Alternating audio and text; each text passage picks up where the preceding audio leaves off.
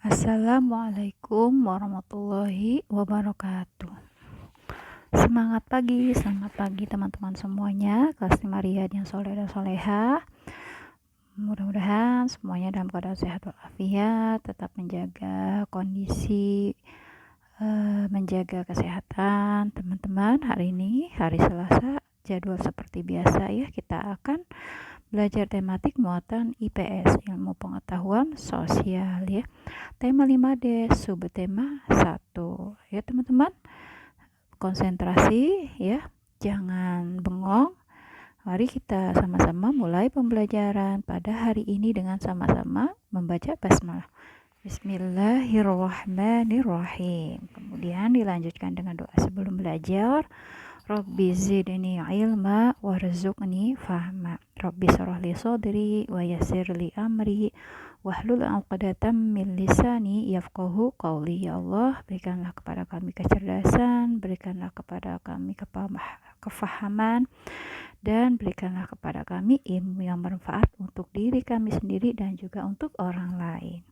Amin ya rabbal alamin. Oke teman-teman, mari kita simak apa yang akan kita pelajari pada kesempatan hari ini ya, pelajaran IPS.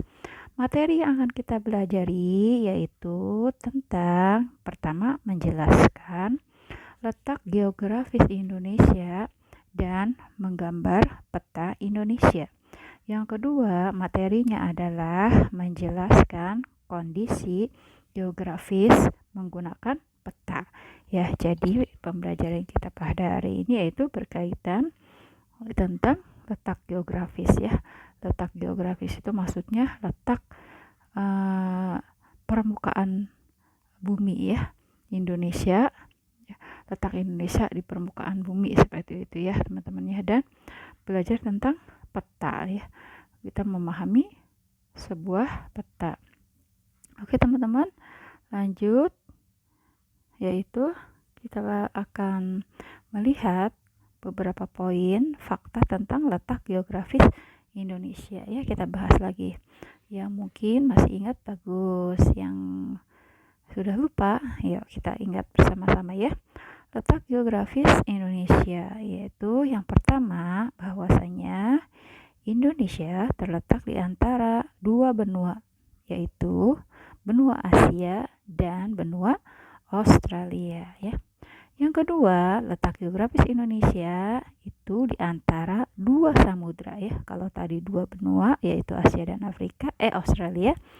Dan sekarang nomor 2 yaitu terletak juga di antara dua samudra, yaitu Samudra Hindia dan juga Samudra Pasifik. Yang ketiga, berbatasan dengan negara Malaysia, Thailand, Singapura, Vietnam, Filipina, Australia, dan juga Timur Leste. Ya, ini adalah negara-negara yang berbatasan dengan Indonesia atau kita biasa sebut dengan negara tetangga. Ya, jadi kalau ada pertanyaan siapa saja negara tetangga Indonesia, ya berarti yang ditanyakan adalah batasan atau berbatasan dengan negara mana saja Indonesia, maka jawabannya yaitu Malaysia, Thailand, Singapura, Vietnam, Filipina, Australia, dan Timor Leste. Yang keempat teman-teman, faktanya bahwasanya letak geografis Indonesia yaitu luas wilayahnya Indonesia adalah sekitar 5.180.053 km persegi ya. Luas wilayah Indonesia luas banget ya teman-teman ya, 5 juta. Bayangkan 5 juta. Nomor 5, daratan Indonesia berupa pulau-pulau yang berjumlah 17.000 pulau lebih ya teman-teman ya. Ya, jadi daratan Indonesia itu enggak seluruhnya dalam bentuk daratan aja ya, semuanya enggak, tapi berupa pulau-pulau ya, yang jumlahnya hampir atau lebih dari 17.000 pulau. Makanya negara kita biasa disebut juga dengan negara kepulauan ya, karena daratannya itu berupa pulau-pulau ya. Jadi negara kepulauan disebutnya. Dan yang terakhir atau yang keenam, letak Indonesia sangat strategis. Kenapa? Karena berada pada titik persilangan kegiatan perekonomian dan perdagangan dunia ya. Jadi negara kita itu teman-teman dilewati ya sebagai jalur atau jalan lintas persilangan ya kegiatan perekonomian dan perdagangan dunia. Jadi negara-negara luar di dunia ini banyak yang melewati negara kita, dan itu menjadi kesempatan emas ya buat kita supaya bisa menggali keuntungan gitu ya, potensi apa yang bisa kita ambil dari letak kita yang strategis itu ya. Ini dia ya teman-teman, mohon diingat letak geografis Indonesia. Selanjutnya yaitu peta dan komponennya. Kita akan belajar tentang peta dan komponennya. Ya, sudah tahu pasti ya teman-teman peta itu apa. Tapi mungkin masih sedikit yang tahu bahwasanya sebuah peta yang baik itu harus ada komponennya. Komponen itu maksudnya isinya ya. Nggak asal gambar gitu ya teman-teman ya. Oke, kita simak dulu apa pengertian dari peta.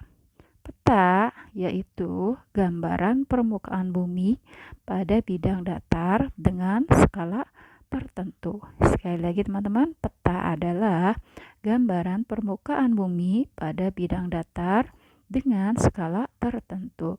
Jadi yang seperti kita ketahui bersama-sama ya, bahwasanya bumi kita itu bentuknya adalah bulat. Tapi di dalam peta disajikannya secara datar ya. Secara datar, bukan bulat ya. Itu namanya peta. Kemudian, apa sajakah yang menjadi komponen dari sebuah peta atau isi ya, isi dari sebuah peta? Ini teman-teman ya, kurang lebih ada 6 komponen peta ya. Dikatakan peta itu kalau memenuhi 6 komponen ini ya, ada isinya. Yang pertama yaitu judul ya. Jadi biar nggak bingung orang pada saat melihat peta harus ada judulnya. Nah, yang namanya judul pasti ada atau terletak di atas ya, di bagian atas peta. Misalnya peta Indonesia. Oh, berarti orang sudah langsung tahu. Oh, berarti ini gambaran geografis Indonesia gitu ya, atau peta Indonesia ya. Jadi letaknya paling atas, yang namanya juga judul, dan ditulis dengan huruf kapital, huruf besar semua teman-teman ya, judul. Yang kedua yaitu skala. Nah, apa itu skala?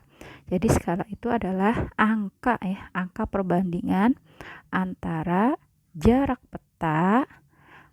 pada peta dan jarak sebenarnya di permukaan bumi ya. Gak mungkin dong misalnya kita membuat peta, kan bumi itu luas, lalu membutuhkan kertas yang berapa lebar ya kalau harus menunjukkan aslinya ya, jarak aslinya ya. Maka di sini kita butuh skala, yaitu perbandingan antara jarak pada peta dan jarak yang sebenarnya di permukaan bumi. Kemudian yang ketiga yaitu adalah simbol. Di dalam peta harus ada simbol. Apa itu simbol? Ya, simbol peta itu ya terdiri atas ada simbol garis, ada simbol titik, dan juga simbol area. Jadi masing-masing simbol itu punya ciri-ciri tertentu ya, ciri-ciri khusus. Misalnya simbol garis digunakan untuk menunjukkan objek seperti jalan dan sungai ya. Itu khusus yang garis. Kemudian ada simbol titik, khusus digunakan untuk menunjukkan objek, misalnya gunung ya, kemudian ada ibu kota, serta simbol area ya, biasanya dalam bentuk warna, itu berupa luasan seperti daratan dan lautan. Lanjut, poin berikutnya yaitu garis lintang dan garis bujur. Apalagi tuh garis lintang dan garis bujur?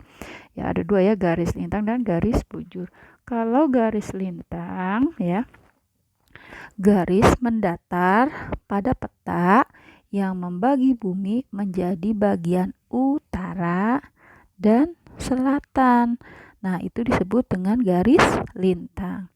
Lalu garis bujur, garis menurun pada peta yang membagi bumi menjadi bagian barat, dan timur ya. Maka itu disebut dengan garis bujur ya teman-teman ya. Itu ya bedanya antara garis lintang dan garis bujur. Garis lintang dan garis bujur merupakan posisi menunjukkan posisi astronomis. Kemudian yang kelima adalah keterangan. Sebuah peta harus berisi keterangan, yaitu keterangan peta berisi tentang informasi yang terdapat dalam peta. Ya, misalnya tadi ya penjelasan tentang simbol-simbol peta. Kalau cuma simbol-simbol aja mungkin orang nggak banyak yang nggak paham ya teman-teman. Jadi harus ada keterangannya di bawahnya ya, di bawah peta. Dan terakhir adalah mata angin. Tahu ya mata angin ya teman-teman ya. Mata angin digunakan untuk menentukan arah. Biasanya arah mata angin pada peta menunjuk ke arah utara ya. Mata angin itu maksudnya barat, selatan, utara, timur, itu disebut dengan mata angin ya. Jadi komponen peta atau peta dikatakan baik kalau ada komponennya. Yang pertama judul, skala, simbol, garis lintang, garis bujur, terus ada keterangannya, dan terakhir ada mata angin. Teman-teman boleh baca nanti di buku paketnya di halaman 13 sampai 14 itu ada keterangannya teman-teman ya. Silakan dibaca biar lebih paham ya. Kemudian apalagi nih? Fungsi peta ya. Buat apa sih peta? Atau kenapa sih harus ada peta? Nah, ini ada beberapa fungsi peta ya. Yang pertama, peta bisa menunjukkan posisi atau letak di permukaan bumi ya. Tadi ya sudah ada komposisinya, jadi kita tahu ya menunjukkan posisi atau letak di permukaan bumi. Kemudian fungsi yang kedua yaitu menggambarkan bentuk-bentuk permukaan bumi ya, permukaan teman-teman. Menggambarkan bentuk-bentuk permukaan bumi sehingga tampak jelas ya. Jadi digambar ya. Kalau sudah digambar, diberi keterangan dengan komponennya yang lengkap, maka bisa tampak lebih jelas. Kemudian yang ketiga, menjelaskan potensi suatu daerah ya. Jadi kadang-kadang peta itu dibuat ya supaya kita tahu ya potensi apa saja yang terdapat dari suatu daerah, karena potensi daerah itu kan berbeda-beda ya teman-teman ya, potensi alamnya, sumber daya alam gitu maksudnya. Kemudian yang keempat adalah sebagai petunjuk arah jika tersesat ya. Makanya ada film kartun dulu tuh, apa tuh namanya ya, Dora the Explorer ya, dia selalu bawa-bawa peta untuk menunjukkan arah ya kalau sampai tersesat ya. Kemudian yang terakhir atau nomor 5 adalah untuk merencanakan pembangunan dan menganalisis kondisi wilayah ya. Pembangunan di sini bukan pembangunan rumah, bukan itu, maksudnya pembangunan yang pembangunannya yang besar gitu ya. Misalnya mau bikin area yang terintegrasi perumahan, misalnya perumahan yang nanti bakal dibangun segala macam gitu ya. Itu membutuhkan peta untuk menganalisis kondisi wilayahnya. Oke teman-temanku yang soleh dan soleha, latihan soal. Ini dia soalnya ada 3. Ya benar ada 3. Silakan dijawab teman-teman. Ditulis di buku tulis daring, kemudian dijawab. Akan lebih bagus kalau pertanyaannya ditulis. Habis itu baru jawabannya ya. Lebih bagus seperti itu. Jadi yang pertama tuliskan batas-batas negara Indonesia ya. Sudah tadi ya. Kemudian nomor 2 apa saja komponen-komponen penting yang harus ada pada sebuah peta. Sudah juga tadi ya. Yang ketiga, mengapa Indonesia disebut sebagai negara maritim dan negara agraris? Jelaskan ya kenapa. Tadi kan dikatakan Indonesia negara kepulauan karena daratannya terdiri dari pulau-pulau. Nah, ada juga julukan buat negara Indonesia itu disebut dengan negara maritim dan juga disebut dengan negara agraris. Kenapa teman-teman? Nanti ditanyakan sama orang tuanya di rumah ya, pasti mamanya tahu atau ayahnya tahu. Terima kasih teman-teman. Saya hamdalah, alhamdulillahirabbil alamin. Semoga bermanfaat, semoga teman-teman paham. Semangat Ya, dijaga terus semangatnya. Terima kasih. Assalamualaikum warahmatullahi wabarakatuh. Ditunggu teman-teman. Jangan sampai lupa ya laporannya ya. Absen teman-teman, absen. Terima kasih. Assalamualaikum warahmatullahi wabarakatuh.